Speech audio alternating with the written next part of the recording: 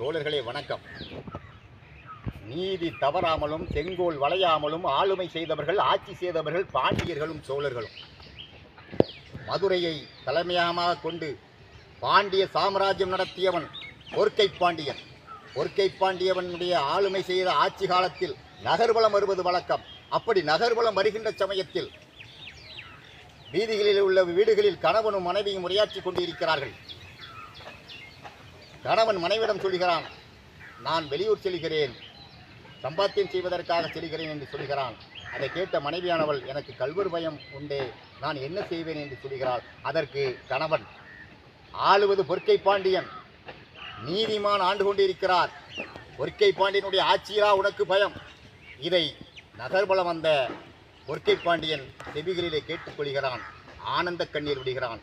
மக்கள் நம்மீது இவ்வளவு நம்பிக்கை வைத்திருக்கிறார்களே என்ற ஒரு ஆனந்த பூரிப்புடன் செல்கிறான். அதே போன்று அடுத்த நாள் நகர்வலம் அதே வீதியில் வருகிறான். அதே வீட்டில் கணவன் மனைவியருடைய சத்தம் கேட்கிறது, பேச்சு கேட்கிறது.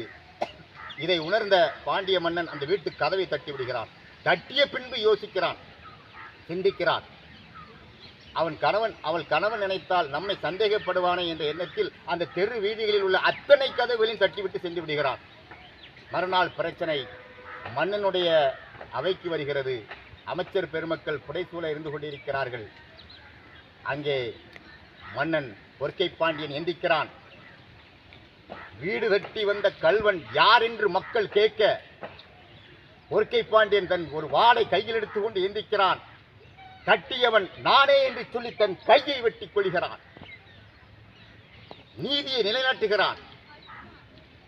அந்த அளவிற்கு நீதி தவறாமல் ஆட்சி செய்தவன் பொற்கை பாண்டியன். அதே போன்று கற்பு நிறைந்த மணிமேகலையை கெடுக்க முயற்சித்தது தன் மகன் என்று கேள்விப்பட்ட பூம்புகார் சோழன், என் மகனை நான் அல்லவா கொண்டிருக்க வேண்டும், மக்கள் கொன்றுவிட்டார்களே என்று ஆதங்கம் காட்டியவன் பூம்புகார் சோழன். கோவலனுக்கு தவறான நீதியை கொடுத்து விட்டோமே என்று தெரிந்தவுடன் அரியாசனத்தில் இருந்தவாறே உயிர் நீத்தான் பாண்டிய நெடுஞ்செழியன். தேர் சக்கரத்தில் கன்றுக்குட்டி மாட்டி இறந்து விடுகிறது. அந்த கன்றுக்குட்டியை கொன்றவன் தன் மகன் என்று தெரிந்ததும் தன் மகனை அதே போன்று தேர் சக்கரத்தில் ஏற்றி கொன்றுவிடுங்கள் என்று ஆணையிட்டவன் மனுநீதி சோழன். இப்படி நீதி பெறலாமல் செங்கோல் வளையாமல் ஆட்சி செய்தவர்கள், நீதிமான்களாக வாழ்ந்து காட்டியவர்கள் சோழர்களும் பாண்டியர்களும். அந்த நீதி இன்று இருக்கிறதா? அந்த நீதி எங்கே சென்றது? அந்த நீதியை உருவாக்குவதற்கான அரசியலை உருவாக்குங்கள். அந்த நீதி ஆட்சி முறைகளை கொண்டு வாருங்கள்.